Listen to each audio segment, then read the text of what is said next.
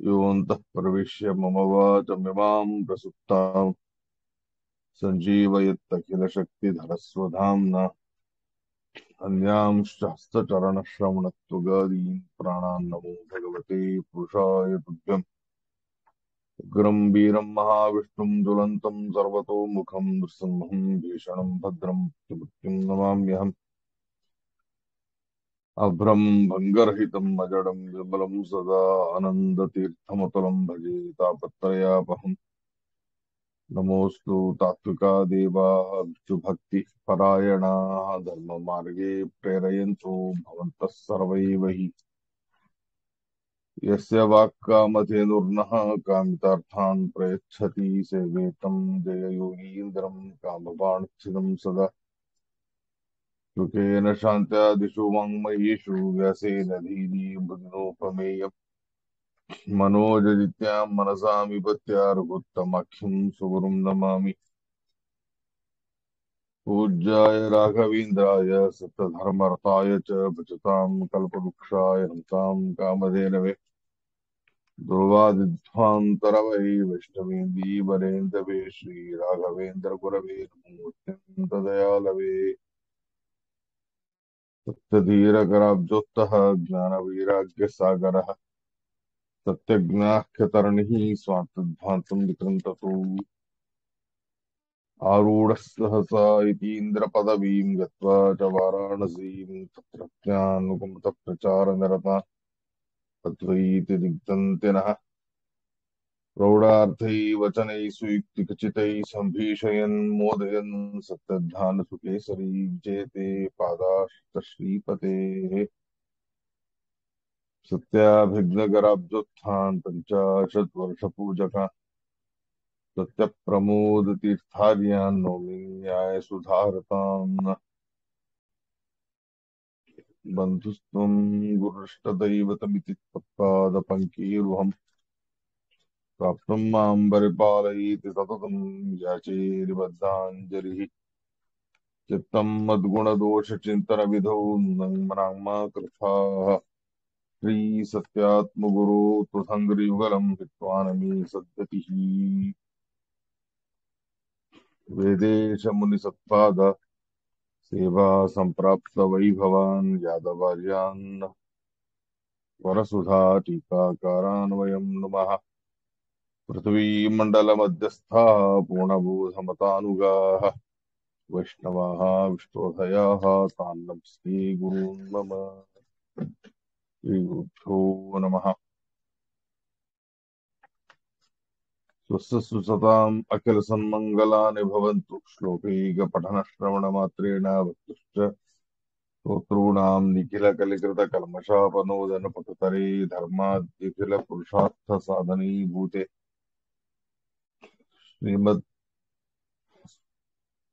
श्रीमद्भविष्योत्तरपुराणे वेङ्कटेशमाहात्म्ये अद्य किञ्चित् पूर्वकथा प्रमेयानुवादः। श्रीगुरुभ्यो नमः। हरि ओम हरि ओम हरि ओम।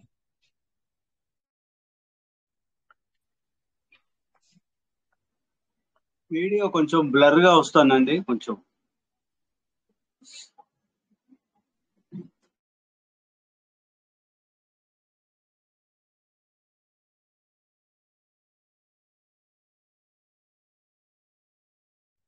श्रियःकान्ताय कल्याणनिधये निधयेऽर्थिनां श्रीवेङ्कटनिवासाय श्रीनिवासाय मङ्गलम्।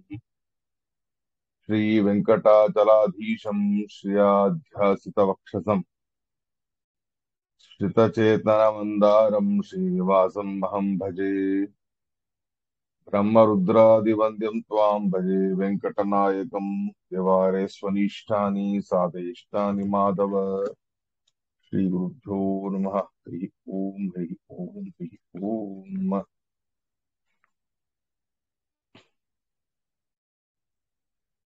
భవిష్యోత్తర పురాణాంతర్గతంగా వచ్చినటువంటి వెంకటేశ మహాత్మ్యాన్ని చాలా పురాణాల్లో వచ్చి ఉన్నది.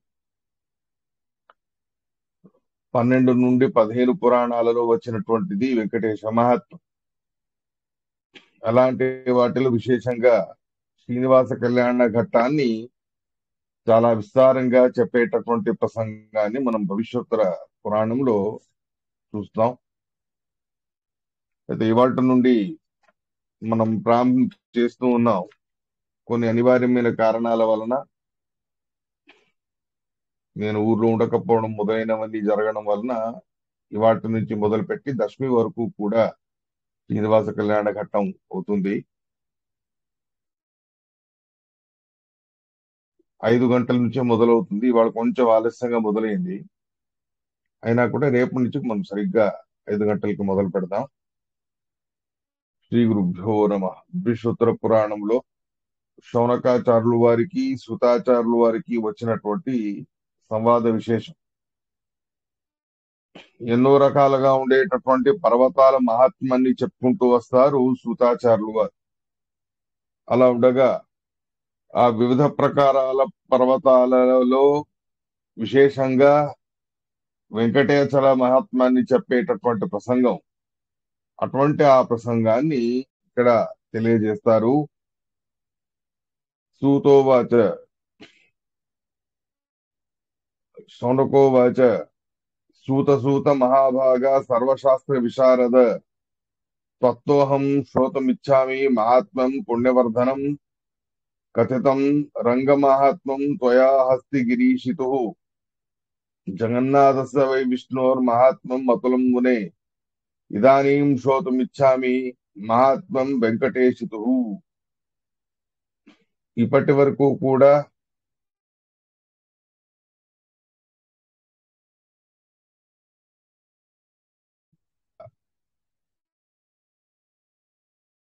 చేసినటువంటి ప్రసంగం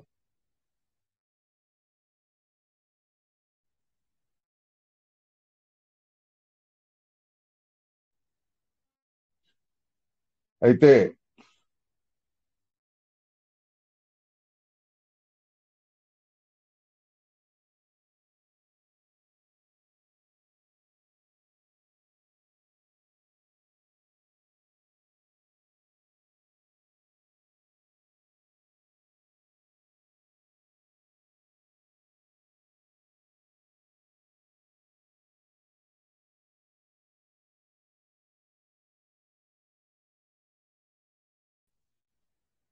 తెలియజేసేటటువంటి ప్రసంగం ఏమిటంటే, యద్యపి హస్తిగిరి అంటే శ్రీరంగనాథుడు,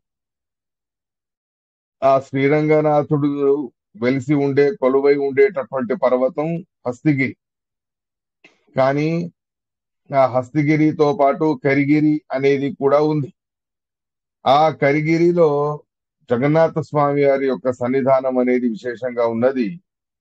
అంటే జగన్నాథపురిలో మాత్రమే జగన్నాథ దేవాలయం ఉంది అనే అభిప్రాయం కాదు.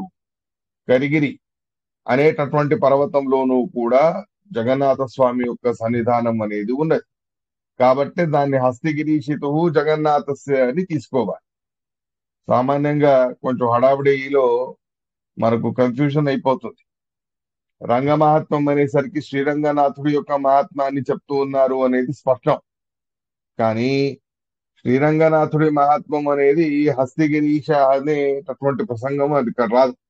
అలా ఉన్నప్పుడు హస్తిగిరీషితు అనే మాటకి ఎవరిని తీసుకోవాలి అంటే, కరిగిరి అనేటటువంటి ప్రసంగం ఏదైతే ఉందో ఆ కరిగిరి అనే పర్వతంలో ఉండేటటువంటి వడ్డీ జగన్నాథుడి యొక్క దేవాలయం అనేది మనం అక్కడ తెలుసుకోవాలి.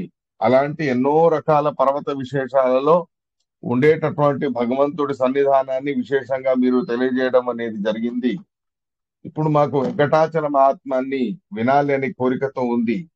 కాబట్టి ఆ వెంకటాచల మహాత్మాన్ని మాకు తెలియజేయండి అనేటటువంటి ప్రసంగాన్ని అడుగుతారు శౌనకాచార్యులు వారు. ఇలా ఉండగా సరే అని సుతాచార్యుల వారు వెంకటాచల పర్వతం యొక్క మహాత్మాన్ని తెలియజేసేటటువంటి ఉద్దేశముతో ఆ ప్రస్తావనని చెబుతూ తెలుపుతారు. ఇక్కడ సాధు పృష్ఠం త్వయా బ్రహ్మన్ చరితం వెంకటేశితు. వెంకటాచల పర్వతం గురించి ప్రసంగం అనేది చెప్పవలసింది అయినప్పటికీ కూడా ఆ వెంకటాచల పర్వతంలోనే వెంకటగిరి పర్వతంలోనే కొలువై ఉన్నటువంటి వెంకటేశ్వర స్వామి యొక్క సన్నిధానం అనేది కూడా దివ్యంగా ఉంది. ఒక రకంగా వెంకటాచల పర్వత మహాత్మాన్ని చెప్పుకోవడం అనేది జరుగుతూ ఉంది అంటే ఆ పర్వతానికి అటువంటి మహత్వం అనేది వచ్చింది అనేది అయితే అది శ్రీనివాసుడి వలన కొలువై ఉన్నటువంటి పరమాత్ముడి వలన అది ప్రాప్తించినటువంటి విశేషం అనేటటువంటి మాటని మనం ఇక్కడ తెలుసుకోవాలి. యద్యపి ఎన్నో పురాణాలలో ఆ ప్రసంగం అనేది ఉన్నది. భవిష్యోత్తర పురాణంలో విశేషంగా ఉండేటటువంటి వెంకటాచల మహాత్మాన్ని మనకి ఇక్కడ తెలియజేస్తారు. సత్యవాక్ సర్వశాస్త్రేషు కోవిద కోపవర్జిత వాసుదేవ ప్రసాదస్య ముఖ్య పాత్రం అభూనృప. ఈ వెంకటాచల మహాత్మాన్ని తెలియజేయడానికి పూర్వ ఇతిహాసాన్ని ఒకటి ప్రస్తావన చేస్తూ త్రేతాయుగ కాలంలో ఉండేటటువంటి జనక మహారాజు గారి కథని మనకి ఇక్కడ తెలియజేస్తారు. జనక మహారాజు గారు అంటే పూర్వ త్రేతాయుగంలో ఉండేటటువంటి మహారాజు గారు. కానీ కలియుగంలో అవతారం అనేది తీసుకొని ఉన్నవాడు శ్రీనివాసుడు. ఇలా ఉన్నప్పుడు ఆ శ్రీనివాసుడి యొక్క అవతార ఘట్టం అనేది కలియుగంలో విశేషంగా జరిగింది. కానీ మనకు జనక మహారాజు గారి ప్రస్తావనలో త్రేతాయుగంలోనే ఆ ప్రస్తావన అనేది చేయడం అనేది జరుగుతుంది అంటే అది ఎలా అని అడిగితే ప్రస్తుతానికి 28వ మహాయుగంలోని కలియుగం అనేది జరుగుతూ ఉన్నది. కానీ ఈ 28వ మహాయుగానికి సంబంధించిన కలియుగంతో పాటు 27వ కలియుగంలోనూ కూడా శ్రీనివాసుడి అవతారం అనేది జరిగి ఉంది. ఆ లెక్కలో చూస్తే 28వ త్రేతాయుగం కంటేనూ కూడా 27వ కలియుగంలో భగవంతుడి అవతార ఘట్టం అనేది చెప్పబడుతుంది అంటే అది పూర్వతనమైనటువంటి కాలం. కాబట్టి ఈ 28వ త్రేతాయుగంలోని జనక మహారాజు గారు 27వ కలియుగంలో అవతరించినటువంటి శ్రీనివాసుడి కథాభాగాన్ని తను వినడం అనేది చేస్తూ ఉన్నారు. ఆ ప్రసంగమైన ఎందుకు వచ్చింది? ఏ కారణాన జనక మహారాజు లాంటి మహానుభావులు శ్రీనివాసుడి మహాత్మాన్ని వెంకటాచల మహాత్మాన్ని వినాల్సిన ప్రసంగం, ఇలాంటి ఈ పురాణాన్ని వినవలసినటువంటి ఆవశ్యకత అయినా ఆయనకి ఎందుకు వచ్చింది? సామాన్యంగా పాపాలు చేసిన వాళ్ళు పురాణాలు వింటే పాప పరిహారం అవుతుంది అనేది లోక ప్రసిద్ధమైనటువంటి విషయం. కానీ జనక మహారాజు గారు పాపం చేసినటువంటి వ్యక్తి కాదు, అపరోక్ష జ్ఞాని, మహానుభావుడు. ఎన్నో పురాణాలలోనూ కూడా జనక మహారాజు గారి ప్రస్తావన అనేది ఎన్నోసార్లు వచ్చి ఉన్నది. స్వయం శుకాచార్య లాంటి శుకాచార్యులు వారే, అంటే పూర్వతన ద్వాపరయుగం 25వ ద్వాపరయుగంలో అవతరించినటువంటి శుకాచార్యులు వారే 28వ కలియుగానికి సంబంధించినటువంటి 28వ త్రేతాయుగానికి సంబంధించిన జనక మహారాజు గారిని పరీక్షించడానికి వారు ప్రవచనం చెప్తూ ఉండగా చుట్టూ ఉండేటటువంటి సమగ్రమైనటువంటి ఆ విదేహ నగరాన్నే తమ తపశక్తితో భస్మం చేయడం అనేది మొదలు పెడతారు. అలాంటి ఆ భస్మము జరిగేటటువంటి ఘోరమైన పరిస్థితిలోనూ కూడా నిర్మమతతో, వైరాగ్యంతో, కించిత్తు కూడా మనస్సులో వికారం లేకుండా, నమేదహతి కించన, ఏది కాలిపోయినా నేను చనిపోయేంత వరకు అయితే పరమాత్ముడి కథని వినగలను కదా, కాబట్టి నాకు చావు అనేది సంభవించేంత వరకు కూడా నేను వింటాను. ఒకవేళ ఇదంతా కాలి బూడిద అవ్వడం అనేది అనివార్యమైంది, మనం దాన్ని మార్చలేము, దాన్ని నివారించలేము అని అయితే దానికి నేను ప్రయత్నం చేయడం కూడా వ్యర్థమే. కాబట్టి అలా జరగకుండా నేను నా దేహం అనేది కాలిపోతూ ఉన్నా చివరి వరకు నా శ్రోత్రేంద్రియం అనేది వినేంత వరకు కూడా భగవంతుడి కథల్ని నేను వింటాను అనేటటువంటి మహావైరాగ్యాన్ని సాధించినటువంటి మహానుభావుడు జనక మహారాజు. అయితే ఆ జనక మహారాజు గారి యొక్క ఇతిహాసం ఇలా పురాణాలలో మనం ఇతర ప్రసంగాలలో చూసి ఉన్నప్పుడు ఆ మహనీయుడు పరమ విరక్తి శిఖామణి, పరమ భగవద్భక్తుడు, అపరోక్ష జ్ఞాని, ఎంతో మంది రాజులకు నిదర్శనంగా ఉన్నాడు. స్వయం శ్రీకృష్ణ పరమాత్ముడు లాంటి శ్రీకృష్ణ పరమాత్ముడే భగవద్గీతలో ఇలాంటి రాజులు ఎలా సాధన చేశారో అలాంటి రాజులను అనుసరించవలసినటువంటి వాడివవుతావు నువ్వు అర్జున అని చెప్పి ఆ రాజుల లిస్ట్ ని చెప్పేటటువంటి సందర్భంలో జనకాదయ అని అంటాడు స్వయం శ్రీకృష్ణ పరమాత్మ. 750 శ్లోకాలు భగవద్గీత, చాలా అపురూపమైనటువంటి తత్వాలని అక్కడ సంగ్రహం చేసి పెట్టాడు పరమాత్ముడు. అలాంటి ఆ అన్ని శ్లోకాల్లోనూ కూడా ప్రత్యేకించి కర్మయోగి అవ్వాలి అర్జున అని చెప్పే ప్రసంగంలో ఆ అర్జునుడికి ఉదాహరణగా జనక మహారాజు గారి గురించి చెబుతాడు శ్రీకృష్ణ పరమాత్మ. దీంతోనే మనకు తెలుస్తుంది ఆ జనక మహారాజు గారి యోగ్యత ఎలాంటిది. అలాంటి మహనీయుడు ఏ పాపం చేశారని చెప్పి ఆ పాప ప్రాశ్చిత్తం కోసమని పురాణాన్ని వినవలసిన ప్రసంగం వచ్చింది ఆయనకి అని అనుకోకండి. పురాణాన్ని పాప పరిహారం కోసమే మాత్రం వింటారు అని కాదు. పాపము పోతుంది, మహాపుణ్యప్రాప్తి కూడా అవుతుంది. అలాంటి మహా అద్భుతమైన అప్రోక్ష జ్ఞానోత్తర కాలంలో చేసినటువంటి పుణ్యకర్మలకి మోక్షంలో ఆనందాభివృద్ధి అనేది చెప్పి ఉన్నారు. అలాంటి అద్భుతమైన ఆనందాభివృద్ధిని పొందే అభిప్రాయంతోనే ఈ పురాణాన్ని వినవలసినటువంటి ప్రసంగం తెచ్చి పెడతాడు శ్రీకృష్ణ పరమాత్ముడు జనక మహారాజు గారి మీద అనుగ్రహ బుద్ధితో, ఆయన మీద వాత్సల్యంతో. ఆ ప్రసంగాన్ని మనకి ఇక్కడ తెలియజేస్తారు. అలా ఎందుకు చెప్పాలి? ఎవరో ఒక సామాన్యమైన రాజుగారు ఫలానా ఋషి గారి ద్వారా పురాణాన్ని విన్నారు అనే మాట ఎన్నోసార్లు మహాభారతాదుల్లో వచ్చి ఉండడం అనేది మనం చూస్తాం. కానీ ఇతర రాజుల గురించి ప్రస్తావన చేసినటువంటి పురాణాలలోనే వారికంటే ఓ చెయ్యి ఎక్కువనే అనే అభిప్రాయంతో జనక మహారాజు గారి గురించి ఇక్కడ ప్రస్తావన అనేది చేసి ఉన్నారు. సత్యవాక్ సర్వశాస్త్రేషు కోవిద కోపవర్జిత. సత్యవాక్ భగవంతుడు మెచ్చేటటువంటి అద్భుతమైన గుణాలలో జనక మహారాజు గారి మీద ఎందుకంతటి ప్రేమ శ్రీకృష్ణ పరమాత్ముడికి అని అడిగితే దానికి మొట్టమొదటి గుణమే సత్యవాక్ అనే మాటని చెబుతారు భవిష్యోత్తర పురాణంలో. సత్యనిష్ఠత. జనక మహారాజు గారు ఏనాడు కూడా అబద్ధాన్ని పలికినటువంటి వారు కాదు, సత్యమే పలికినటువంటి మహానుభావుడు. కేవలం సత్యనిష్ఠత కలిగిన వారు మాత్రమే కాదు, సర్వశాస్త్రేషు కోవిద, సకల శాస్త్రాల్లోనూ కూడా మహా విద్వాంసులు ఉన్నటువంటి మహానుభావులు ఆ జనక మహారాజు గారు.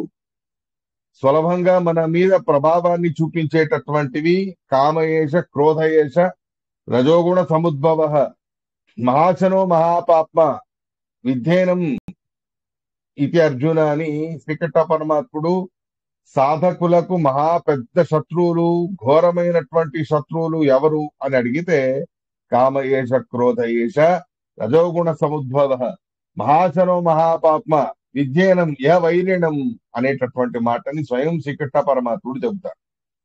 పెద్ద శత్రువులు అనేవే రెండు. ప్రతి ఒక్క సాధకులకి కూడా మోక్ష మార్గానికి వెళ్లకుండా మోక్ష మార్గం నుండి వెనక్కు నెట్టివేయడానికి ఉండేటటువంటి ఘోరమైనటువంటి మహా దుష్టమైనటువంటి శత్రువులు అంటే కామ క్రోధ. ఆ రెండిట్లోనూ కూడా క్రోధం ఇంకా బలిష్టమైనటువంటి, కామం అనేది మొదలు ప్రారంభమైనా కూడా ఆ కామం నేరుగా క్రోధానికి కూడా కారణం అనేది అవుతుంది. అలా ఉన్నప్పుడు కామయేష క్రోధయేష రజోగుణ సముద్భవ, ఏ సకల దోషాలకి మూలభూతమైనటువంటి కామక్రోధాదులు అనేవి ఉన్నాయో వాటికి మూలభూతమైనటువంటి రజోగుణం అనేది ఏది ఉందో అది లేనివాడు జనక మహారాజు గారు అని అంటారు. ఇది మీరు శ్రీమద్ భాగవత పాఠాన్ని వింటూనే ఉన్నారు. ముందు వచ్చే ప్రసంగాలు కూడా ఈ మాటని గుర్తు చేసుకోవచ్చు. పరమాత్ముడి అపరోక్ష జ్ఞానం వల్ల ఏం జరుగుతుంది అనేది అర్జునుడి ప్రసంగంలో శ్రీమద్ భాగవత ప్రథమ స్కందంలోనే ఈ మాటను చెబుతారు. భగవంతుడి అపరోక్ష జ్ఞానం ఎప్పుడైతే మనకు అవుతుందో తక్షణమే మనకు అనంతమైనటువంటి కర్మలు కూడా వినాశమైపోతాయి. వాటి ఫలితాన్ని మనం అనుభవించాల్సిన అవసరం ఉండదు. రెండవది ఏమిటి అంటే మన లింగదేహం అనేది నిర్వీర్యమైపోయి ఉంటుంది. మనల్ని బంధించినటువంటి స్వరూపాన్ని ఆచ్ఛాదన చేసినటువంటి సత్వరజ తమో గుణాలు అనేవే ఉన్నాయో, అంటే బంధకమైనటువంటి 3 గుణాలు ఏ ఉన్నాయో అవి బలహీనమై ఉంటాయి. కాబట్టి ఇతరులను ఎంతగా గట్టిగా అవి బంధించి పీడించగలవో అంత గట్టిగా బంధించి పీడించే ప్రసంగం అపరోక్ష జ్ఞాని విషయంలో ఉండదు.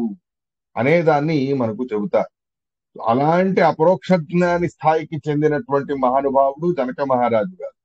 కర్మయోగులు ఎవరా అని చెప్పే ప్రసంగంలో స్వయం శ్రీకృష్ణ పరమాత్ముడి ద్వారా ప్రస్తావించబడినటువంటి మహానుభావుడు కూడా అదే జనక మహారాజు గారు.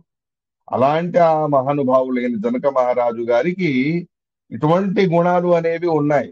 కాబట్టి ఎవరో ఒక సామాన్యమైన రాజు అని మనం భావించడం అనేది కాదు. కోవిద కోపవర్జిత, సకల శాస్త్రాలు తెలిసినవాడు, కోపాన్ని గెలిచినటువంటి వాడు. వాసుదేవ ప్రసాదస్య ముఖ్య పాత్రం అభూనృప. వాసుదేవ నామకుడైన పరమాత్ముడే అన్ని రూపాలు ఒకటే, దేహనానాస్తి కించన. పరమాత్ముడు ఏ రూపం తీసుకున్నా అన్ని ఒకే రకంగానే ఉంటాయి, వాటిలో ఏ వ్యత్యాసం అనేది లేదు. అలాంటి భగవద్ రూపాలలో వ్యత్యాసాన్ని చింతన చేస్తే నరకం అనేది కలుగుతుంది అనేది కూడా వేదం మనకు చెబుతుంది. అలా ఉన్నప్పుడు ఈ జనక మహారాజు గారి విషయంలో వాసుదేవ ప్రసాదస్య అని ఆ మాటని వస్తుంది భవిష్యోత్తర పురాణంలో. ఇదేంటిది? వాసుదేవ అనే భగవంతుడి రూపాన్ని ఎందుకు ఇక్కడ ప్రస్తావించారు? భగవంతుడి ఎన్నో రూపాలు ఉన్నాయిగా, శ్రీనివాసుడి ఘట్టమే చెప్తూ ఉన్నారు. శ్రీనివాస ప్రసాదస్య అనే మాట కూడా చెప్పొచ్చు. కానీ భవిష్యోత్తర పురాణంలో వేదవ్యాసుల వారి ద్వారా ప్రస్తావించబడినటువంటి మాటని సూతాచార్యుల వారు ఇలా చెబుతారు: వాసుదేవ ప్రసాదస్య ముఖ్య పాత్రం అభూనృప. వాసుదేవుడైన పరమాత్ముడి యొక్క విశేషమైన ప్రసాదానికి, అనుగ్రహానికి పాత్రభూతుడైనటువంటి వాడు జనక మహారాజు అనే మాటని తెలియజేస్తారు. ఎందుకు ఇది అంటే, భగవంతుడు ఏ రూపమైనా ఒకటే, కానీ ఆయనే కొన్ని నియమాలు పెట్టుకొని ఉన్నాడు. ఈ రూపాలతో ఈ ప్రసంగంలో ఈ రకంగా నేను పని చేస్తాను అని. మనకు జ్ఞానం కావాలి అంటే వేదవ్యాస రూపం, మహిదాస రూపం మొదలైనటువంటి రూపాలతో జ్ఞానాన్ని ఇస్తాడు భగవంతుడు. మనకు బలం కావాలి అంటే రామ, కృష్ణ మొదలైనటువంటి రూపాలతో బలం ఇచ్చేవాడు కూడా భగవంతుడే. మనకు నానా విధాలుగాను కూడా దురితాలను పరిహారం చెయ్యాలి అంటే నరసింహాది కమన్యచ్చ దురితాది నివృత్తయని శ్రీమదాచార్యుల వారు కూడా తెలియజేస్తారు. అలాంటి ఎన్నో రకాల దురితాలని పరిహారం చేసే రూపం నరసింహ రూపం. అలా ఒక్కొక్క రూపానికి ఒక్కొక్క ఉద్దేశం అనేది ఉన్నది. అలాంటి ఒక్కొక్క రూపానికి ఒక్కొక్క ఉద్దేశంతో పరమాత్ముడు అవతారాన్ని ధరించి ఉంటే, ఈ వాసుదేవ నామకుడైన పరమాత్ముడు ఉన్నాడు కదా, ఆ వాసుదేవ రూపీ పరమాత్ముడి పని ఏమిటి అంటే మోక్షదాత వాసుదేవ. మనకు మోక్షం ఇచ్చేటటువంటి రూపమే వాసుదేవ రూపం. భగవంతుడి అన్ని రూపాలు ఒకటే అయినా కూడా కొన్ని విశేషమైనటువంటి ప్రసంగాల కోసమని, విశేషమైనటువంటి కార్య విశేషాల కోసమని ధరించినటువంటి రూపాలలో ఒకటి ఈ వాసుదేవ రూపం. ఈ రూపానికి ఉండే ఉద్దేశం ఏమిటా అని అడిగితే, మనకు మోక్షాన్ని కలగజేసేటటువంటి ఉద్దేశం ఈ వాసుదేవ రూపానికి ఉన్నది అనే మాటని మనకు చెబుతారు. కాబట్టే స్తూతాచార్య వారు ఊరికే ఏదో ప్రాస కలిసి వస్తుంది కదా అని చెప్పి వాసుదేవ ప్రసాదస్య ముఖ్య పాత్రం అభూతృప అని కాదు. ఏ వాసుదేవ రూపీ పరమాత్ముడు మనకు మోక్షాన్ని ఇచ్చేవాడు ఉన్నాడో, ఆ వాసుదేవ రూపీ పరమాత్ముడి యొక్క విశేషమైన అనుగ్రహానికి పాత్రభూతుడైన వాడు అని చెప్పడంతోనే అపరోక్ష జ్ఞాని జనక మహారాజు గారు అని సూచన చేసినట్టు అయింది. ఎందుకు అంటే, వేరే ఏ జీవులకు కూడా వాసుదేవ రూపీ పరమాత్ముడితో పని ఉండదు. ఎందుకు అంటే మోక్షాన్ని కలగజేసేవాడు కదా. అలా అయితే మోక్షాన్ని పొందడానికి పూర్వం అపరోక్ష జ్ఞానాన్ని మనం సాధిస్తే మాత్రమే మోక్షానికి వెళ్ళడానికి అర్హులం అవుతాం. అలాంటిది జనక మహారాజు గారు వాసుదేవ రూపీ పరమాత్ముడి అనుగ్రహానికి మహాపాత్రభూతులై ఉన్నారు అని చెప్పడం వలన, ఈయనకు నేరుగా మోక్షదాత అయిన వాడు వాసుదేవుడే అని చెప్పడం వలన, ఆ ప్రోక్ష జ్ఞాని అయిన వాడు, భగవత్ సాక్షాత్కారాన్ని సాధించినటువంటి వాడు జనక మహారాజు అనే మాటని కూడా మనకి ఇక్కడ తెలియజేయడం అనేది జరిగింది. అంత మాత్రమే కాదు, ఇన్ని గుణగణాలతో భగవంతుడి విశేషమైన అనుగ్రహానికి పాత్రభూతమైనటువంటి మహానుభావులు జనక మహారాజు గారు. అంత మాత్రమే కాకుండా నిర్మమో నిత్యతృప్తశ్చ నిరహంకృతిరాత్మదృక్. స్పష్టంగా ఆత్మదృక్ అనే శబ్దంతోనే ఆయన గురించి చెప్పేస్తున్నారు చూడండి. నిర్మమ అంటే నాది నేను అనబడేటటువంటి మమత అభిమానాన్ని తీసివేసినటువంటి వాడు. నిత్యతృప్తుడు, పరమాత్ముడు ఇచ్చినటువంటి సౌభాగ్యాలతో సంతృప్తిగా ఉండేటటువంటి వాడు, అతి ఆశకి వెళ్ళేటటువంటి వాడు, ఉన్న దాంట్లో పరమాత్ముడి విశేషమైన అనుగ్రహంతో ఇది ప్రాప్తమైంది అనే భావంతో నిత్యతృప్తుడుగా ఉండేటటువంటి వాడు. నిరాంకృతి ఆత్మదృక్, మన అందరి హృదయాంతర్యామి అయినటువంటి భగవంతుడి రూపాన్ని ఆత్మ ఆత్మ అనే మాటని మనకు చెప్పి ఉన్నారు. శ్రీమద్ భాగవతంలోనూ కూడా ముందు ప్రథమ స్కందంలోని యుధిష్ఠిరుడు లయచింతన చేసేటటువంటి సందర్భంలో భగవంతుడు ఆత్మరూపి అయి వాయుదేవుడి అంతర్యామిగా ఉన్నటువంటి వాడై ఆ ఆత్మరూపి ఆత్మనామకుడైన పరమాత్ముడిలో వాయుదేవుడి అన్ని రూపాలు కూడా లయమవుతాయి. ఆ ఆత్మనామకుడైన పరమాత్ముడు అవ్యాకృతాకాశంతో వ్యాప్తము ఉన్న పరమాత్ముడి రూపంలో లయమవుతాడు, అంటే సంశ్లేషాన్ని పొందుతాడు అనే మాట భాగవతంలో వస్తుంది.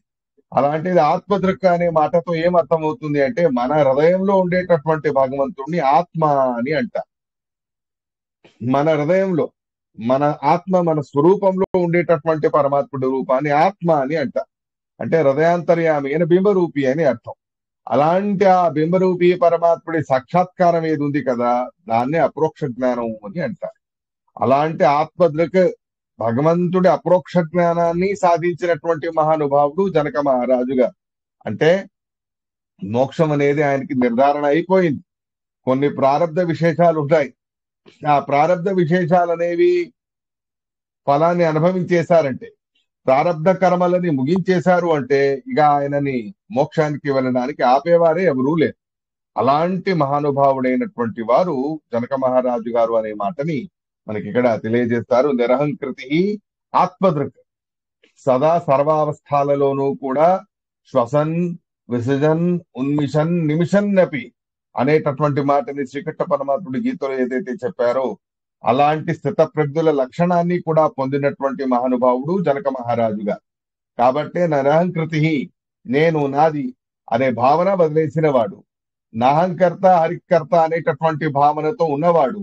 కాబట్టే ఎప్పుడు ఏ జీవి 24 గంటలు కూడా నాహంకర్త హరికర్త అనే ధ్యాసలో ఉంటాడో, సర్వతంత్ర స్వతంత్రుడైన పరమాత్ముడి స్వాతంత్రాన్ని సదాకాలాలలోనూ స్మరణలో పెట్టుకుంటాడో,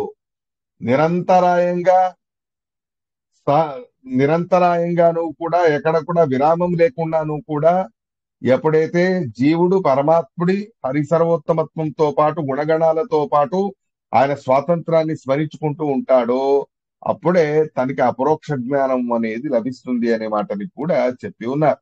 కాబట్టి రెండిటికి సాధ్య సాధక భావం అనేది ఉంది.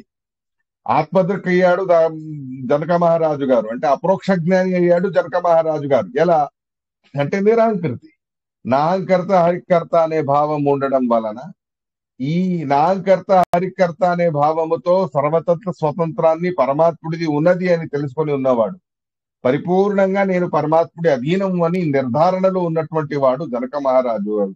కాబట్టే ఆయనకి అపరోక్ష జ్ఞానం అనేది కూడా లభించడం అనేది జరిగింది అనే మాటని మనం ఇక్కడ తెలుసుకోవచ్చు.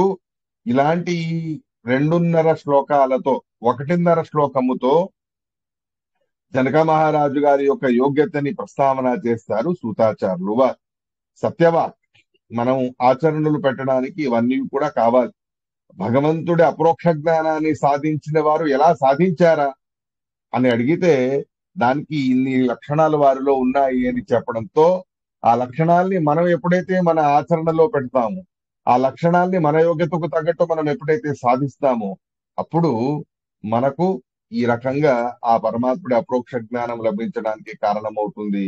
కాబట్టే 1.5 శ్లోకంలో భగవద్ అపరోక్ష జ్ఞానాన్ని సాధించడానికి కావలసినటువంటి గుణాలని, లక్షణాలని, ఉపాయాలని మనకి ఇక్కడ చెప్పి ఉన్నారు. సత్యవాక్, సర్వశాస్త్రేషు కోవిద, సకల శాస్త్రాల జ్ఞానం రావాలి, సత్యనిష్టత అనేది ఉండాలి, కోపాది తాపాలు లేకుండా మనస్సును స్థితప్రజ్ఞతతో సరిసమానంగా పెట్టి ఉంచాలి.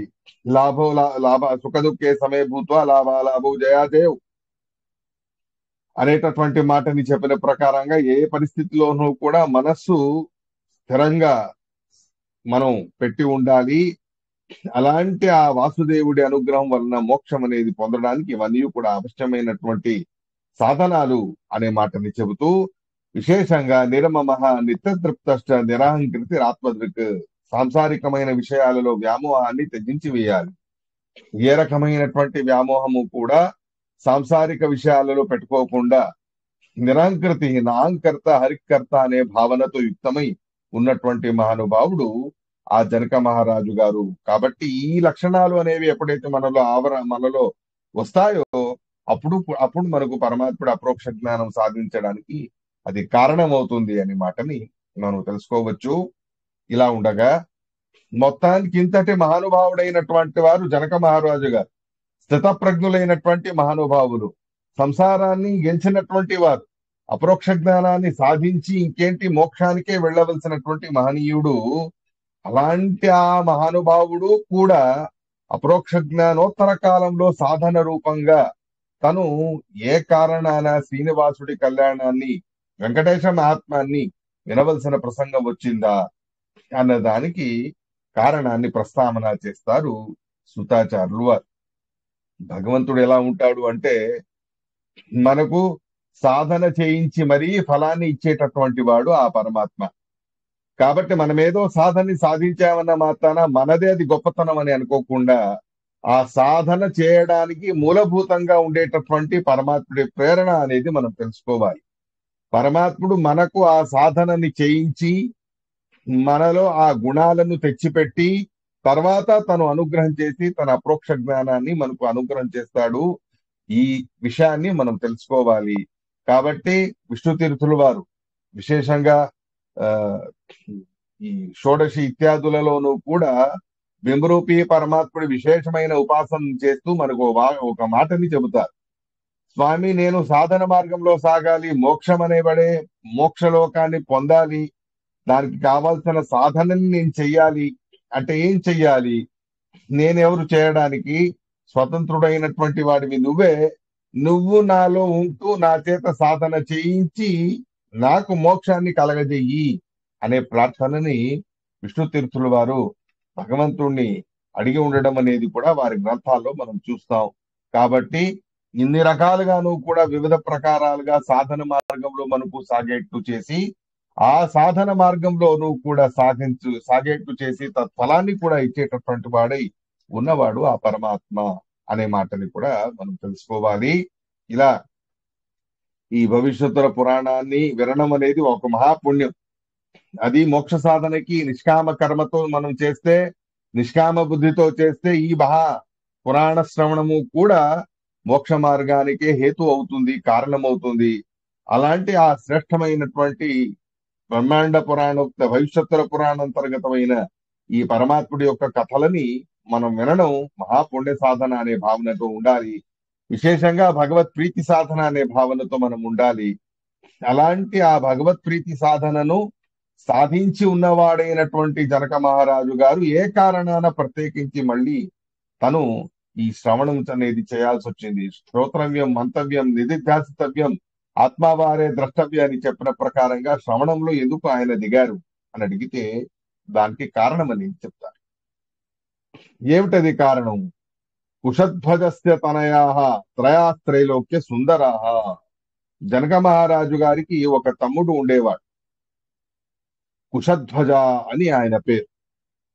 ఆ కుశధ్వజ మహారాజు గారు, ఆయనకి 3 కూతుళ్ళు ఉన్నారు. మహా సౌందర్యవతులు, చాలా శ్రేష్టమైనటువంటి సౌందర్యం పొందినటువంటి వాళ్ళు.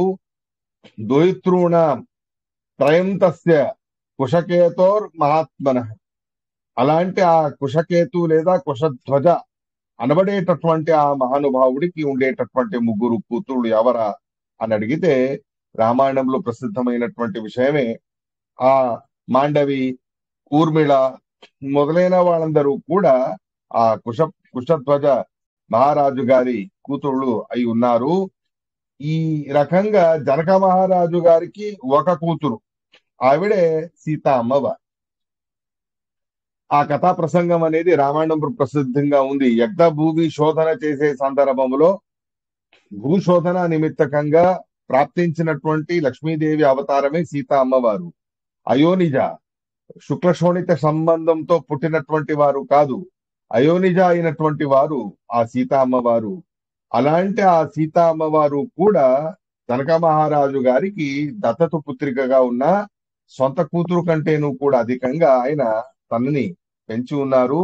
అంతగా అభిమానంతో ప్రేమతో తను పెంచుకొని ఉండేటటువంటి ఇలా ఉండగా మాండవి, ఊర్మిళ మొదలైన శృతకీర్తి వీళ్ళందరూ కూడా, మాండవి అంటే భరతుడికి భార్య, శృతకీర్తి అనేటటువంటి ఆవిడ శత్రుఘ్నుడికి భార్య, ఊర్మిళ అనే ఆవిడ లక్ష్మణుడికి భార్య అయ్యారు. రామ, లక్ష్మణ, భరత, శత్రుఘ్న నలుగురిలోనూ కూడా లక్ష్మణుడికి ఊర్మిళ, భరతుడికి మాండవి మరియు శృతకీర్తి అనేటటువంటి ఆవిడ శత్రుఘ్నుడికి వారు భార్యగా ఉన్నారు. ఇటువంటి ఈ సందర్భంలో జనక మహారాజు గారికి సీత అనేటటువంటి ఒక కూతురు ఉన్నారు. జనకస్య భవత్పుత్రి జానకీ నామ సా రమ భ్రాత్రాచ కారయామాస రాజ్యం జనక భూపతి. ఎంతో దక్షత కలిగినటువంటి వాడు కుశధ్వజ మహారాజు గారు. స్వయం జనక మహారాజు గారికి యజ్ఞశోధన సందర్భంలో ప్రాప్తించినటువంటి రమ లక్ష్మీదేవి అవతారమే స్వయం సీతాదేవి. అలాంటి ఆ సీతాదేవిని ఎంతో మురిపంగా పెంచుకుంటూ ఉండేటటువంటి వారు జనక మహారాజు గారు. రాజ్యభారాలన్నీ కూడా తన తమ్ముడికి కుశధ్వజుడికి అప్పజెప్పి తను నిశ్చింతగా అప్రోక్ష జ్ఞానోత్తర కాలంలో సాధన మార్గంలో సాగుతూ ఉండేటటువంటి వారు జనక మహారాజు గారు. ఇలా ఉండగా ఏ రకమైనటువంటి చింతలు లేవు, ఏ రకమైనటువంటి లౌకికమైన కోరికల గురించి అపేక్ష లేదు. ఎప్పుడైతే లౌకికాల గురించి లౌకికమైన కోరికలు ఉంటాయో అప్పుడే చింతలు అనేవి కలుగుతాయి. లౌకికాల గురించి అపేక్ష లేనటువంటి వాడికి ఎటువంటి చింత అనేది కలుగుతుంది. కానీ లౌకికం గురించి పట్టించుకోకుండా ఉండడం అన్న మాత్రాన సరిపోదు. ఆధ్యాత్మికం గురించి కూడా అలాగే ఉండాలి అని కాదు. లౌకిక సంపదల గురించి పట్టించుకోకపోతే మంచిదే, కానీ ఆధ్యాత్మికమైన సంపదల గురించి, మోక్షాది పురుషార్థాల గురించి మనం పట్టించుకోకుండా ఉండడం అనేది మంచిది కాదు. దానికోసమైన ప్రయత్నం అనేది కూడా ఉండాలి. మనకు తద్విషేకమైనటువంటి ఉత్సాహం అనేది కూడా మనకు ఉండాలి. కానీ జనక మహారాజు గారిలో రెండు ఉండవలసిన ప్రసంగం, కానీ ఒకటి మాత్రమే ఆయనలో ఒక సందర్భంలో మనస్సులో ఆ భావం అనేది కలిగినది. అంటే లౌకికమైన ఆశామిషలన్నీ వదిలేశాడు, నిశ్చింతగా ఉన్నారు. కానీ ఆధ్యాత్మికమైన పారలౌకికమైన సాధన గురించి కూడా పట్టించుకోవాలిగా, దానికోసం ఉత్సాహాన్ని చూపించాలిగా. కానీ ఆ పని మాత్రం చేయలేదు జనక మహారాజు గారు. తద్వారా భగవంతుడు ఆ స్ఫూర్తి అనేది కలగాలి. ఇంతటితో సరిపోదు. ఇదే చివరి జన్మ అయి ఉంటే, ప్రారంభ కర్మ ముగిసేటటువంటి సందర్భమే అయి ఉంటే, ఎంతైతే అంత అధికంగా సాధన అనేది చేసుకుంటే మోక్షంలో ఆనందాభివృద్ధి అనేది అవుతుంది అనే విషయాన్ని జనక మహారాజు గారికి తెలియజేయాలి అని అనుకున్నాడు పరమాత్మ. అలా అనుకోవడానికి కూడా కారణాన్ని మనకి ఇక్కడ చెబుతారు. సుఖమేవ సదా మే స్యాత్ దుఃఖం మా భూత్ కదాచన దుఃఖం న వీక్షే నేత్రాభ్యాం సుఖం వీక్షే సదాత్మన. సుఖ దుఃఖాలు రెండూ కూడా ఒకదానితో ఒకటి తోడుగా ఉండేటటువంటివా. ఎలా వస్తువుకి నీడ అనేది ఎలా రెండూ ఒకదానికో ఒక తోడుగా ఉంటాయో, ఆ నీడ కనిపించే సందర్భంలో మాత్రమే నీడ ఉంటుంది అని కాదు, మనకు ఆ సమయంలో కనిపిస్తుంది. కానీ మనిషి నీడ అనేది ఎప్పుడు ఉంటుంది, తన ఛాయ అనేది ఎప్పుడు కూడా తన వెంటే ఉంటుంది. కానీ కొన్ని విశేషమైన సందర్భాలలో మన నీడ అనేది మనకు కనిపించడానికి అవకాశం ఉంటుందే తప్ప అంత మాత్రంలోనే మనకు నీడ ఉంది అనే అభిప్రాయం కాదు. అలా ఛాయా ఆతపాలు ఎలా ఒకదానికి ఒకటి తోడుగా ఉంటాయో, అలా మనకు మన నీడ ఎలా తోడుగా ఉంటుందో, అలా సుఖ దుఃఖాలు రెండూ కూడా జతగా ఉండేటటువంటివే. ఒక్కొక్కసారి ఒక్కొక్కటి అధికం. సుఖం ఒకసారి అధికంగా ఉంటుంది, దుఃఖం అనేది తెలియకుండా పోతుంది. దుఃఖం అనేది అధికంగా ఉంటుంది, సుఖం అనేది తెలియకుండా పోతుంది. ఈ రకమైనటువంటి పరిస్థితులలో లౌకికమైనటువంటి సుఖములు, లౌకికమైన దుఃఖములు రెండూ కూడా ఒకటే అని అంటాడు శ్రీకృష్ణ పరమాత్మ. కానీ లౌకికమైన సుఖం ఎందుకు అలా దుఃఖంతో సరిసమానం అంటాడు అని అడిగితే, దుఃఖం అనేది ఎలా మనకు బాధాకరంగా ఉంటుందో అలాగే సుఖం కూడా మనకు ఆనందదాయకంగా మొదట్లో ఉన్నా అది మనల్ని విడిచి వెళ్లిపోయే సందర్భంలో ఎంతో ఘోరమైనటువంటి దుఃఖాన్ని కూడా మనకు కలగజేస్తుంది అదే సుఖం. కాబట్టి సుఖం అనేది లౌకికమైన సుఖం అనేది మనం తీసుకుంటే అది ఎల్లవేళలా ఏకప్రకారంగా ఉంటుందని కాదు. ఆ లౌకికమైన సుఖం తను మొదట్లో బాగానే ఉంటుంది, కానీ విడిచి వెళ్ళేటటువంటి సందర్భంలో అది బాగా కష్టాన్ని కలగజేస్తుంది. దుఃఖం అలా కాదు, మొదట్లోనూ దుఃఖంగానే ఉంటుంది, తర్వాత కూడా దుఃఖంగానే ఉంటుంది. ఈ వ్యత్యాసం అనేది రెండిట్లో కూడా ఉంది. కానీ జనక మహారాజు గారికి ఏదో ఒక ప్రారంధ కర్మ నిమిత్తకంగా సుఖమేవ సదా వేస్య దుఃఖం మా భూత్ కదాచ, ఎల్లవేళలా నిర్దుఃఖ సహితమైన సుఖం అంటే దుఃఖమే లేనటువంటి సుఖం అనేది ఉండాలి అంటే అది కేవలం మోక్షలోకంలో మాత్రమే సాధ్యం. సంసారావస్థలో అది కుదరదు. అది తెలుసు జనక మహారాజు గారికి, మహాజ్ఞాని. కానీ మర్చిపోయారు ఆయన. నేను మోక్షంలోనే ఉన్నట్టు ఉన్నాను, ఇంకా వేరే మోక్షం ఎందుకు నాకు అనే లెక్కలో ఆయన ఆలోచన చేయడం మొదలు పెట్టారు. 80,000 సంవత్సరాల వయస్సులో నేనున్నాను. ఈ 80,000 సంవత్సరాల వయస్సులో ఏ దుఃఖము కూడా నాకు రాలేదు. ఏ సందర్భంలోనూ నాకు కష్టం అనేదే తెలియలేదు. ఏ రకమైనటువంటి చింత అనేది లేదు. ఇలా ఉన్నప్పుడు ఇంకేంటి, ఇదే మోక్షం కదా అని సంసారావస్థలోనే మోక్షం అని భావించాడు జనక మహారాజు గారు. కానీ అది సరైనటువంటిది కాదు. మనకు సాంసారికమైన సుఖం అనేది అధికంగా ఉంటుంది అనే సందర్భం ఉన్నప్పటికీ కూడా అది శాశ్వతంగా ఉండదు, మనల్ని విడిచిపెట్టి వెళ్ళేటటువంటిదే అనేది తెలుసుకోవాలి. ఆ విషయాన్ని మర్చిపోయారు జనక మహారాజు గారు. కాబట్టే తనకి గుర్తు చెయ్యాలి అనే ఉద్దేశంతో శ్రీకృష్ణ పరమాత్మ, శ్రీనివాసుడు, శ్రీమన్నారాయణుడు 80,000 సంవత్సరాలలో ఏనాడు కూడా దుఃఖాన్ని చూడనటువంటి ఆ కళ్ళ నుండి దుఃఖపు కన్నీళ్లని రాల్చడం అనేది మొదలు పెట్టాడు పరమాత్మ. చెబుతారు చూడండి ఇక్కడే, అసాధు సమ్మతం వాక్యం శ్రుత్వేత్థం ఉదితం హరిహి దుఃఖం ప్రదర్శయామాస రాజ్యం మత్తస్య భూపతే. నిష్కంటకమైన రాజ్యం, చెప్పు చేతుల్లో ఉండేటటువంటి తమ్ముడు, ఏ కొరత లేనటువంటి జీవనం, హాయిగా తను రిటైర్డ్ లైఫ్ లో ఉన్నటువంటి వారు, ఇంకేంటి అన్ని బాధ్యతలు కూడా తీరిపోయాయనే లెక్కలు ఉన్నటువంటి మహానుభావుడు జనక మహారాజు గారు. ఇలా ఉన్నవారు నేను ఎప్పుడు సుఖంతోనే ఉన్నానే, నాకు సంసారావస్థలోనే మోక్షం వచ్చేసింది అని అనుకుని ఈ మాటలన్నీ చెబితే అది అసాధు సమ్మతం వాక్యం, సజ్జనులకు సమ్మతమైనటువంటిది కాదు.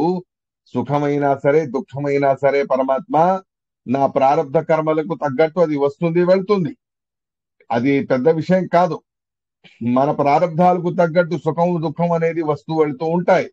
అలాంటి సుఖ దుఃఖాలు అనేవి వచ్చిన సందర్భంలోనూ కూడా నీ స్మరణ అనేది నాకు ఎలవేళలాను కూడా ఉండాలి, ఆ రకమైనటువంటి అనుగ్రహాన్ని నాకు చెయ్యి అని ప్రార్థన చేస్తారు మహానుభావులందరూ కూడా. దానికి విరుద్ధంగా జనక మహారాజు గారు పరమాత్ముడిని ఈ రకంగా కోరుకోకుండా, స్వామి నా కర్మలకు తగ్గట్టు సుఖ దుఃఖాలు ఇస్తావు, అలాగే ఇవ్వు, విశేషంగా ఏ సుఖ దుఃఖాల పరిస్థితిలో ఉన్నాను కూడా నిన్ను విస్మరణ చేయకుండా ఉండాలి, నీ చింతన అనేది ఎల్లవేళలా రావాలి అని ప్రార్థన చేయడానికి బదులుగా ఈ రకమైన సుఖంగానే నేను జీవితాన్ని సాగిస్తున్నానంటే వేరే సుఖం ఎందుకు కావాలి, వేరే మోక్షం ఎందుకు కావాలి అనే లెక్కలో మాట్లాడతారు జనక మహారాజు గారు. అలాంటి ఆ రాజ్యమత్తుడై ఉన్నటువంటి వారి కించిత్ అహంకారం అనేది దానికి వచ్చి ఉంది కూడా. ఆ సందర్భంలో సర్వసుఖం అనేది ఉన్నప్పుడు అది అహంకారానికి కూడా కారణం అవుతుంది. నాలాంటి గొప్పవాడికి ఎవరూ లేరు, ఇంత నిశ్చింతగా నేనున్నాను, లోకంలో అందరూ కూడా దుఃఖంతో బాధపడుతూ ఉన్నారు, నేను ఒక్కడిని సుఖంగా ఉన్నాను అనే భావన రావడమే అహంకారం అనేది తెలుస్తుంది. అలాంటి అహంకారం అనేది రావడం అనేది చూసి శ్రీకృష్ణ పరమాత్ముడికి, భగవంతుడికి అది నచ్చలేదు. ఆయన ఇలా కాదు అని చెప్పి ఆ జనక మహారాజు గారికి 80,000 సంవత్సరాలలో ఏనాడు కూడా చవి చూడనటువంటి దుఃఖాన్ని తను అనుభవించేట్టు చేస్తాడు. ఒక్కసారి దుఃఖాల పర్వతాన్నే ఆ జనక మహారాజు గారి మీద పడవేస్తాడు శ్రీకృష్ణ పరమాత్మ. కదాచిత్ దైవయోగేన కుశకేతు రగాన్మృతిం. మొట్టమొదలుగా తను నిశ్చింతగా ఉండడానికి ఏమిటి కారణం? తమ్ముడు కుశకేతు గారు. కుశకేతు మహారాజా చక్కగా పటిష్టంగా సరిగ్గా రాజ్య పరిపాలన అనేది చేస్తూ ఉన్నారు. ఈయనకి దాంట్లో తలదూచాల్సిన అవసరమే లేకుండా చేసి ఉన్నారు. అలా ఉన్నప్పుడు ఎప్పుడైతే మనిషికి ఏ భారం అనేది ఉండదో, ఏ జవాబుదారీతనం అనేది ఉండదో, అప్పుడు కొంచెం ఇర్రెస్పాన్సిబుల్ గా ఉంటారు ఆయన. జవాబుదారీతనం అనేది కంపల్సరిగా ఉండాలి. జవాబుదారీతనం లేదు అంటే ఇర్రెస్పాన్సిబుల్ అయిపోతారు, ఇండిసిప్లిన్డ్ గా అయిపోతారు మనుషులు. కాబట్టి జవాబుదారీతనమే లేదు. ఏదున్నా తమ్ముడు చూసుకుంటాడులే నాకెందుకు అనే లెక్కలో ఉన్నారు. ఆ జవాబుదారీతనం అనేది ముందు రావాలి, రెస్పాన్సిబిలిటీస్ అనేది రావాలి అని చెప్పి దైవయోగేన అంటే ఆయుష్ కూడా కుశకేతు మహారాజు గారికి తీరిపోయి ఉండడం వలన, ఆయనకు ఆయుష్ కూడా తీరి ఉండడంతో ఏదో ఒక నిమిత్తంతో అతడు మరణం అనేది పొందారు కుశకేతు మహారాజు గారు. అయితే అంత మాత్రంతో ఆగలేదు. ఎంతో బాధ్యతగా రాజ్యాన్ని పరిపాలన చేసిన జవాబుదారీతనంతో ఉన్న కుశకేతు గారే మరణించిన తర్వాత ఇక జనక మహారాజు గారికి పెద్ద కొండ పడ్డంటయింది. తన తల మీద జవాబుదారీతనం అనబడే కొండ తల మీద పడ్డట్టయింది. సరే, రాజ్య వ్యవహారమే కదా చూసుకుందాం. ఇంటి వ్యవహారాలు చూసుకోవడానికి కుశకేతు గారి భార్య, జనక మహారాజు గారి భార్య వాళ్ళందరూ కూడా ఉన్నారు కదా అని అనుకుంటే, అప్పుడు జనక మహారాజు గారికి రాజ్య వ్యవహారం ఒకటే కదా పర్వాలేదులే అని అనుకున్నారు. కానీ కుశకేతు గారి భార్య ఆవిడ కూడా నేను మా ఆయనతోనే సాగమనం అనేది చేస్తాను అని చెప్పి తను సాగమనం అనేది చేసేసింది. హతే అనుజే చ తద్భార్య తేన సాకం మమారత్. సాగమనం అనేది చేసేశారు ఆవిడ. దాంతో ఇంటి బాధ్యతలు కూడా, పిల్లల బాధ్యతలు కూడా నెత్తి మీద పడ్డట్టయ్యాయి జనక మహారాజు గారికి. దాన్నే చెబుతారు రాజ్యం పుత్రాం తథా త్యక్త్వా త్వగాత్ పతిసలోకత తౌ దంపతి నృపో దృష్ట్వా త్యక్తపుత్రౌ సుఖోచితౌ. అలాంటి ఆ కుశకేతు మహారాజు గారు, ఆయన భార్య ఇద్దరూ కూడా మరణం అనేది పొందిన వెంటనే ఇక ఏం చెయ్యాలా అనేటటువంటి స్థితిలో వచ్చారు జనక మహారాజు గారు. నానా విధాలుగాను కూడా కొండలు, దుఃఖాల కొండలే తల మీద పడ్డట్టయ్యాయి. శుచహ అనే మాటతో చెబుతారు కదా, బహుసంఖ్యాతమైన దుఃఖాలు ఒకేసారి ఆయనని చుట్టుగట్టాయి. దాంతో ఒక్క కన్నీటి చుక్కను కూడా కార్చినటువంటి జనక మహారాజు గారు విలలాప మహారాజో భ్రాతరం భ్రాతృవత్సల హా భద్రే బాలకాన్ త్యక్త్వా వద్దం మాం జానకీం తథా. తన కూతురైన జానకీదేవి గారి బాధ్యతలు కూడా ఆవిడే తీసుకునేవారు. దానికి తోడుగా వారికి పుత్ర సంతానం అనేది ఉంది. ఆ పుత్ర సంతానం యొక్క బాధ్యతలు కూడా ఆవిడే తీసుకుని ఉండేవారు. అలాంటిది ఇంటి బాధ్యతలన్నీ చక్కగా నిర్వర్తించేటటువంటి వారు కుశకేతు మహారాజు గారి భార్య. ఆవిడ కూడా సాగమనం అనేది చేసిన వెంటనే ఈయనకి ఏం చెయ్యాలో అనేది తోచలేదు.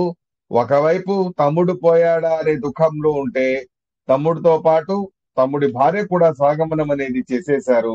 దాంతో దుఃఖం అనేది ఆగలేకపోయింది జనక మహారాజు గారికి.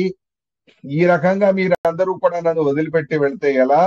అశీతి వర్ష సాహస్రం 80,000 సంవత్సరాల వయస్సులో వృద్ధుడినై ఉన్నటువంటి వాడిని నేను ఇలాంటి ఈ పరిస్థితిలో నన్ను మీరందరూ కూడా త్యజించి వేసి వెళితే ఎలా అని చెప్పి ఎంతో బాధపడ్డారు. చిన్నపిల్లల్లాగా ఏడ్చారు జనక మహారాజు గారు. దుఃఖ సంచయ అని అంటారు. ఏతావత్కాల పర్యంతం నదృష్టో దుఃఖ సంచయ. ఈ 80,000 సంవత్సరాల సుదీర్ఘమైన ఆయుష్లో ఒక చిన్న దుఃఖం కూడా నేను చూడలేదు. ఇప్పుడు ఉన్నట్టుండి ఇంత ఘోరమైనటువంటి దుఃఖాల పర్వతాలే నా మీద పడ్డాయి, నన్ను చుట్టుగట్టాయి. ఏం చెయ్యాలని నేను ఇప్పుడు, ఏంటి నా పరిస్థితి అని నానా విధాలుగాను కూడా ఆక్రందన చేయడం మొదలు పెట్టారు జనక మహారాజు గారు. మాటి మాటికి తమ్ముడి గురించి తలుచుకోవడం, ఆయన భార్య గురించి తలుచుకోవడం, వాళ్ళ పిల్లల్ని ఎలా చూసుకోవాలా అనే బాధలో ఉండడం, ఇలా నానా రకాలుగాను కూడా స్తబ్దమైనటువంటి స్థితి ఆ జనక మహారాజు గారికి ప్రాప్తించింది. మొత్తానికి చేయవలసిన కృత్యాలు చేయాల్సిందేక పారంపరంగా ఏవైతే అంత్యేష్టి క్రియలు అనేవి ఉన్నాయో ఆ అంత్యేష్టి క్రియలు మొదలైనవన్నీ కూడా చేశారు జనక మహారాజు గారు. పుత్రాణం చైవ శైశవాత్, అది కూడా ఎలాంటి పరిస్థితి అంటే చిన్నపిల్లలే ఉన్నారు వాడు ఇంకా, వాళ్లకు చేయవలసిన అంత్యేష్టి క్రియలు చేసేటటువంటి మగపిల్లలు కూడా చిన్న వయసులో ఉన్నారు. కాబట్టి తప్పనిసరిగా జనక మహారాజు గారే తన తమ్ముడు, తన తమ్ముడి భార్య మొదలైనటువంటి వాళ్ళకందరికీ కూడా అంత్యేష్టి క్రియలు చేయవలసినటువంటి పరిస్థితి వారికి వచ్చింది. ఇలాంటి స్థితిలో ఆయన ఉన్నారు. కథం పశ్యామి నేత్రాభ్యాం మాతృహీనాం చ బాలక, తల్లిదండ్రులు ఉన్నట్టుండి మరణించిన వెంటనే ఏం చేయాలో తోచని స్థితిలో ఆ చిన్నపిల్లలు కూడా అలాగే తయారైపోయారు పాపం. ఆ చిన్నపిల్లల గురించి చూసి అయ్యో వీళ్ళని ఎలా నేను పోషించాలి, వీళ్ళని ఎలా నేను చూసుకోవాలి, ఆ అమ్మాయిలకి మంచి వరుణ్ణి చూడాలి, ఈ అబ్బాయిల్ని పంచి పెద్దవాళ్ళకి చేసి సకల విద్యలు నేర్పించి శస్త్ర పారంగతులుగా చేసి రాజనీతిని నేర్పించి రాజ్య బాధ్యతలన్నీ వారికి అప్పజెప్పాలి. ఇదంతా ఎలా చేయాలా, ఏం చేయాలా అని ఏమీ తోచనటువంటి స్థితిలో జనక మహారాజు గారు ఇలా విలాపం అనేది చేస్తూ ఉన్నారు. త్యక్తాన్ నక్త భోగశ్చ త్యక్న నిద్రో అతికర్షిత తస్య దుఃఖోపశాంత్యర్థం శతానంద పురోహిత. ఇలా కొన్ని రోజులు గడిచాయి, కొన్ని నెలలు గడిచాయి. తన తమ్ముడి వియోగము ఇంకా స్నానమే కాలేదు. ఆ తమ్ముడి వియోగాన్ని అలాగే అనుభవిస్తూనే ఉన్నారు ఇంకా జనక మహారాజు గారు. త్యక్తాన్న చింతాక్రాంతుడై ఉన్న జనక మహారాజు గారికి ఆహారం అనేది సహించట్లేదు. భోజనాల గురించే పట్టించుకోవడం మానేశారు.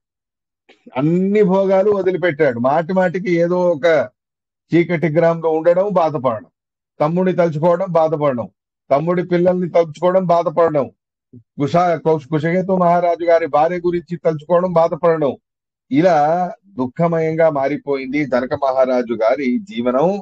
అన్నపానాలన్నీ వదిలిపెట్టి సకల భోగాలు కూడా వదిలివేసేసి నిద్రాహారాలన్నీ మానేసి ఏం రోగం లేకపోయినా చింత క్రాంతుడే ఉండడం వలన ఆ చింత అనేది తనని కృషించి కృంగదీసేసింది. అటువంటి ఘోరమైన స్థితి జనక మహారాజు గారికి ప్రాప్తించింది. చూడండి ఎలా ఉంది. చూడండి, మనం కృషించి కృంగిపోవడానికి మూలభూతమైనది మనకుండే చింతలే. ఆ చింత అనబడే చితి ఒకసారి కాల్చి మనల్ని బూడిద చెయ్యదు, అది అలా కాల్స్తూనే ఉంటుంది. ఎప్పటి వరకు చింత అనేది ఉంటుందో అప్పటి వరకు మనల్ని అది కాలుస్తూనే ఉంటుంది. అలాంటి పరిస్థితి జనక మహారాజు గారికి ప్రాప్తించింది. నిద్రాహారాలు సహించట్లేదు, చింతతో బాధపడుతూ కృషించిపోయారు. ఏం చేయాలో అర్థం కావట్లేదు, వీళ్ళని ఎలా చూసుకోవాలో తెలియట్లేదు. రాజ్యభారాలు వచ్చాయి, ఆ పని ఈ పని, రాజ్య సుభిక్ష కోసం ఎన్నో కార్యాలు ఉన్నాయి, సైనికులు, శత్రువుల భయం, ఒకటా రెండా, ఎన్నో రకాలుగాను కూడా చింతలు అనేవి ఆయనని ఆవరించి వేశాయి. నానా విధాలుగాను కూడా దుఃఖ భూయిష్టమైన జీవితాన్ని గడపడం మొదలు పెట్టారు జనక మహారాజు గారు. ఆయన పరిస్థితిని చూసి ఆయన మీద దయతో వారి పురోహితులు వారు శతానంద మహర్షి, చాలా శ్రేష్టమైనటువంటి తపస్సంపన్నులు ఆ శతానందుల వారు. ఆయన గౌతమ ఋషి గారు అహల్యాదేవి గారి కుమారుడు, రెండవ కుమారుడు. అలాంటి ఆ అహల్యాదేవి గౌతమ ఋషి గారికి పుట్టినటువంటి వారు శతానంద మహా ఋషి, బ్రహ్మ ఋషి ఆయన.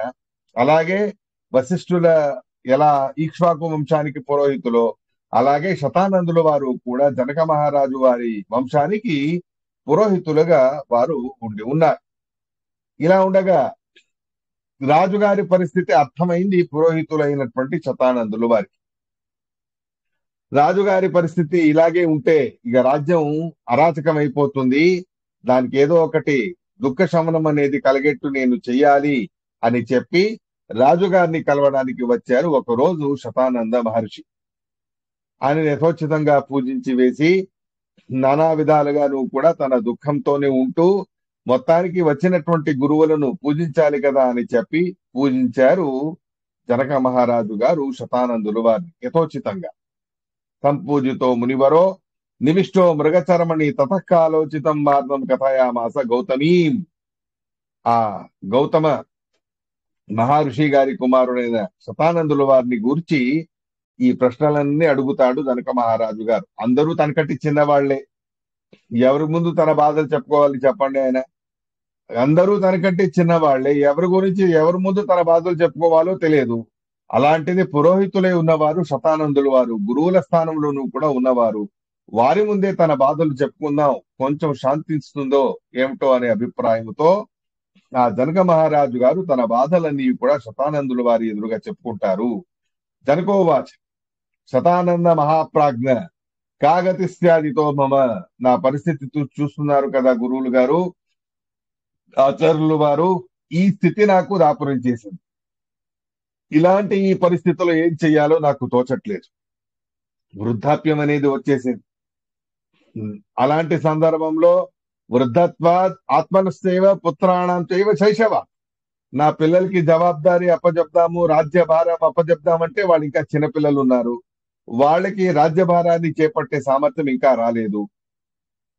అది ఎలాగో కాలం గడిచే కొద్దీ దొరుకుతుంది అనేది తెలుసుకుందాం. కానీ దీనికి ఇంకా పెద్ద బాధ్యత ఏమిటంటే కన్యారత్న బాహుల్యాత్ హతబంధోర్ మమామునే మహామునే. నాకు అమ్మాయిలు కూడా పుట్టి ఉన్నారు. ఒకరు సీత, ముగ్గురు కుశకేతు మహారాజు గారి కూతురు. ఇలాంటి చక్కని సౌందర్యవతులు, త్రిలోక వనితాధిక రూపసార అని చెప్పిన ప్రకారంగా అద్భుతమైన సౌందర్యవతులే ఉన్నారు ఆ చిన్న చిన్న పిల్లలు, అమ్మాయిలు. అలాంటి ఆ అమ్మాయిలను యోగ్యమైన వరుడికిచ్చి వివాహం చేయాలి. అది ఒక పెద్ద జవాబారి అనేది నాకు ఉన్నది.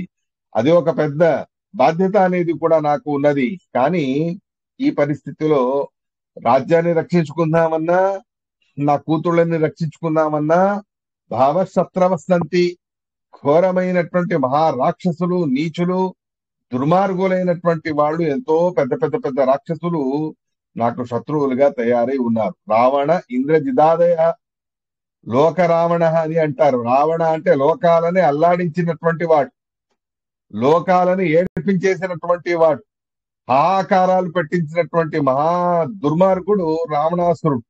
అలాంటి రావణాసురుడు, ఇంద్రజిత ఒకరా ఇద్దరా, ఇలాంటి పెద్ద పెద్ద పెద్ద పెద్ద శత్రువులందరూ కూడా ఉన్నారు.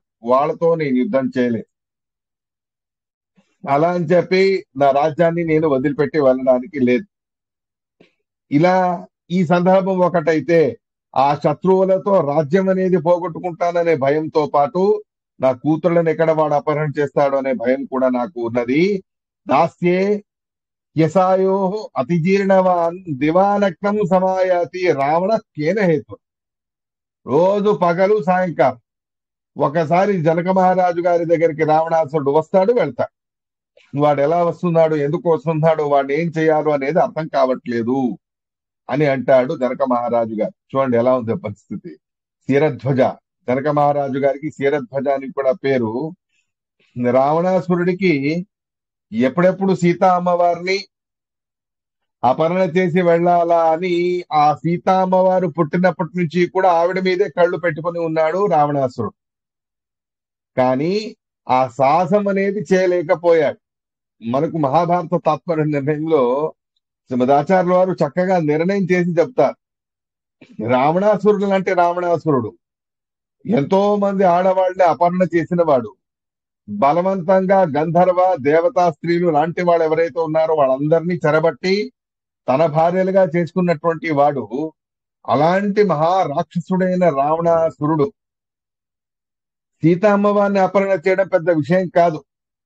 ఇలా ఉన్నప్పుడు జనక మహారాజు గారికి ఆ వృద్ధాప్యం, కుశకేతు మహారాజు గారు ఇప్పుడు లేరు.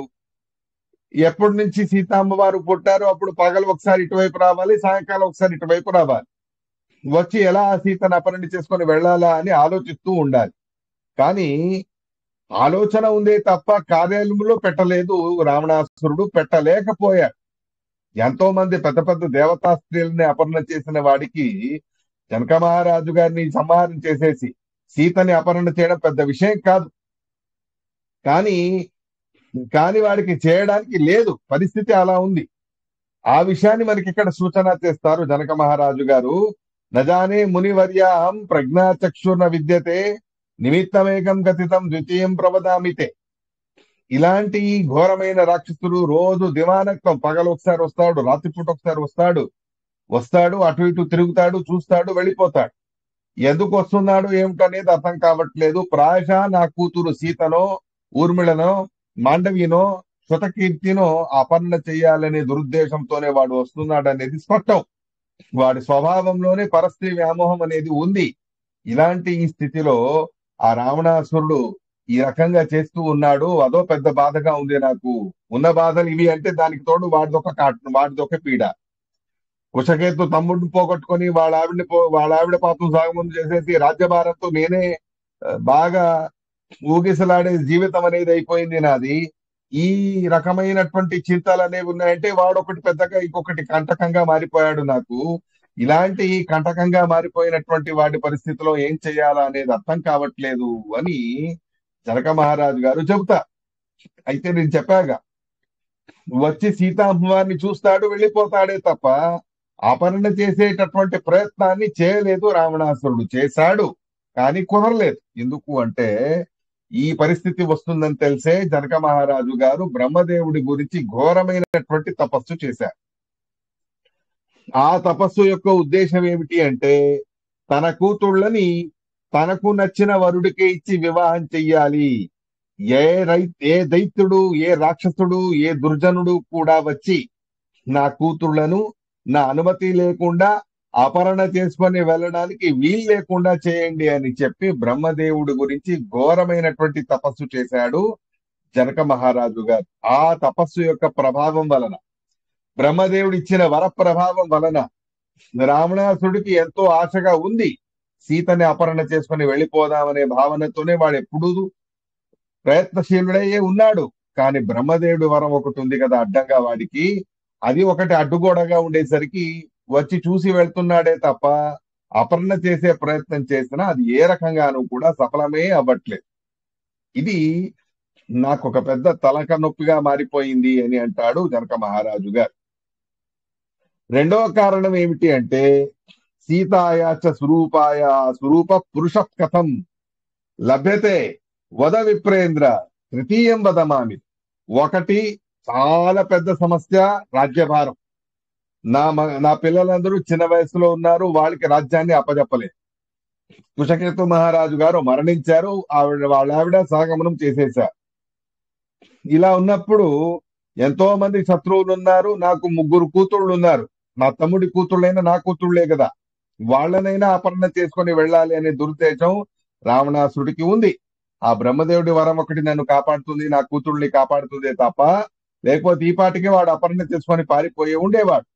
ఇది ఒక సమస్య. అంటే కేవలం సీతామ్మవారిదే ఒకటి సమస్యగా చెప్తాడు జనక మహారాజు గారు. ద్వితీయం, రెండో సమస్య ఏమిటి అంటే సీతాయా స్వరూపాయా అద్భుతమైనటువంటి సౌందర్యవతి,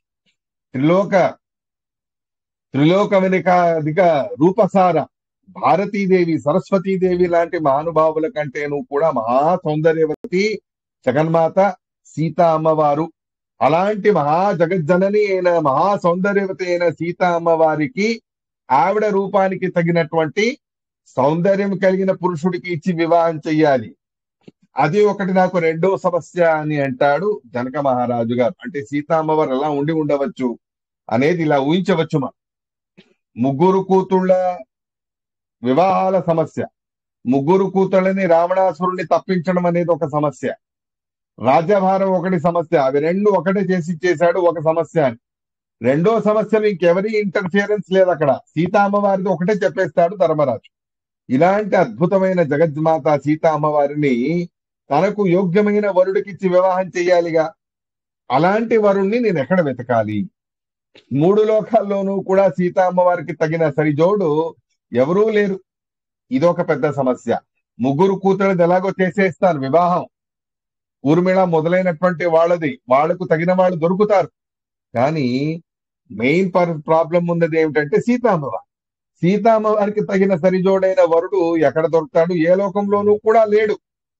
ఎలా ఉంది చూడండి సీతా అమ్మవారి యోగ్యత. అంటే పౌరాణికమైన మాటలు చిన్నవేవో కబుర్లు చెప్పినట్టున్నాయి, కానీ ఏవో తన కష్టాలు చెప్పుకుంటున్నాడు అనే మాటలోనే అద్భుతమైనటువంటి హరి సర్వోత్తమత్వ సిద్ధాంతాన్ని కూడా మనకు ఇక్కడ కలిపి మరీ తెలియజేస్తూ ఉన్నారు. ఇక్కడ ఎలా వచ్చిందండి హరి సర్వోత్తమత్వం అంటే చతుర్దశ భువనాలు చుట్టూ వచ్చినటువంటి వాడు జనక మహారాజు గారు. బ్రహ్మదేవుడు తెలుసు, ముఖ్య ప్రాణమూర్తి తెలుసు, ఇంద్రాది దేవతలు కూడా తెలుసు. జనక మహారాజు గారికి ఇటువైపు రాక్షసులైన రావణాసుర, ఇంద్రజత మొదలైన వాళ్ళందరూ కూడా తెలుసు. కానీ చతుర్దశ భువనాలలో ఎక్కడ వెతికినాను కూడా సీతకి సరిజోడైనటువంటి వరుడు మాత్రం ఒక్కడు కనిపించలేదు అని అంటాడు జనక మహారాజు గారు. అదే ఒక సమస్యగా అంటాడు. ఎలా కనిపించగలడు చెప్పండి? లక్ష్మీ అమ్మవారికి సరిజోడు అంటే నారాయణుడు తప్ప ఇంకెవరున్నారు? అలాంటి శ్రీమన్నారాయణుడు రామచంద్రుడే అవతరించేశాడు. కానీ ఇంకా రామచంద్రుడి పరిచయం అనేది కలగలేదుగా జనక మహారాజు గారికి. ఇంకా చిన్నపిల్లాడిగానే ఉన్నాడు రామచంద్రుడు కూడా. ఆయన గురించి ఎక్కువగా తను పట్టించుకోలేదు, ఎక్కువగా తెలుసుకునే ప్రయత్నం కూడా చేయలేదు. తన బాధ్యతలే, తనకు ఉండే కష్టాలే తనకు ఉన్నాయి. అలాంటిది సీతకు సరిజోడు అంటే చతుర్దశ భువనాలలో క్షరాక్షర పురుషుల అందరిలోనూ కూడా నారాయణుడు తప్ప ఇంకెవరూ కూడా లేరు. అలాంటి నారాయణుడి వరుడుగా నేను ఎక్కడ వెతకాలి నా కూతురికి అని అంటాడు జనక మహారాజుగా. ఆ స్వామి దగ్గర వెళ్ళి, అయ్యా మా కూతుర్ని వివాహం చేసుకో అని నారాయణుడిని వేడుకోవడానికి కుదురుతుందా? వైకుంఠానికి అయితే వెళ్ళలేడు. బ్రహ్మాది దేవతల్ని చూశాడు, కానీ సీతకి సరిజోడు కాదు వాడు బ్రహ్మదేవుడే. మహానుభావులైన జీవోత్తమైన బ్రహ్మదేవుడు, ముఖ్య ప్రాణమూర్తి. అలాంటి మహనీయులను చూసినటువంటి వాడు జనక మహారాజు గారు. కానీ సీతా అమ్మవారికి వారు సరిజోడు కాదు అని నిర్ధారణ చేసేశాడు. అలాంటిది సర్వోత్తముడైన నారాయణుడు తప్ప ఇంకెవరూ కూడా సీతకి సరిజోడు కాదు. ఆ సర్వోత్తముడిని నేను ఎక్కడ వెతకాలి? నారాయణుడు లాంటి వాడు ఒకడే ఉన్నాడు. ఆయనని ఏకాంత అని అంటారు పరమాత్ముడిని. ఆయన లాంటి వాడు ఇంకెవడూ లేడు. అలాంటి భాగవతంలో పరమాత్ముడిని ఏకాంత అని అంటారు. అలాంటి పరమాత్ముడిని ఏకాంత అని ఎందుకు అంటారండి అంటే ఆయన లాంటి వాడు ఒకడే, యునిక్. ఆయన తప్ప ఆయన లాంటి వాడు ఇంకొకడు లేడే లేడు జగత్తు. అనంత జీవరాశుల్లో, షడాక్షర పురుషుల్లో ఎవరూ కూడా పరమాత్ముడికి సరి సమానం లేరు, సరి తూగే వారే లేరు. అలాంటి సర్వోత్తముడైన నారాయణుణ్ణి నేను నా కూతురైన సీతకి వరుడుగా ఎలా వెతకాలి అనేది రెండో సమస్యగా, చాలా పెద్ద సమస్యగా చెప్పుకుంటాడు జనక మహారాజు గారు. మూడో సమస్య ఒకటి. ఆ మూడో సమస్య ఏమిటి అంటే, నా కుమారులు నా తమ్ముడిలాగా కాకుండా దీర్ఘాయుష్యుతో ఉండాలి. వాళ్లకు సంతానం మొదలైనవన్నీ కూడా కలగాలి. పుత్రశ్చాపి సమర్థక, నా కూతుళ్ళు వారికి సరిజోడైనటువంటి వరులతో సుఖంగా ఉండాలి. ఒకే మహారాజు గారి ఇంటికి నలుగురు కూడా కోడళ్లుగా వెళ్ళాలి. ఏకదేశాధిపత్యైవ స్నుషాస్తాశ్చ భవంతుమే. ఒకే మహారాజు గారి కుమారులైన నలుగురికి నా నలుగురు కూతుళ్ళని కూడా ఇచ్చి వివాహం అనేది చెయ్యాలి.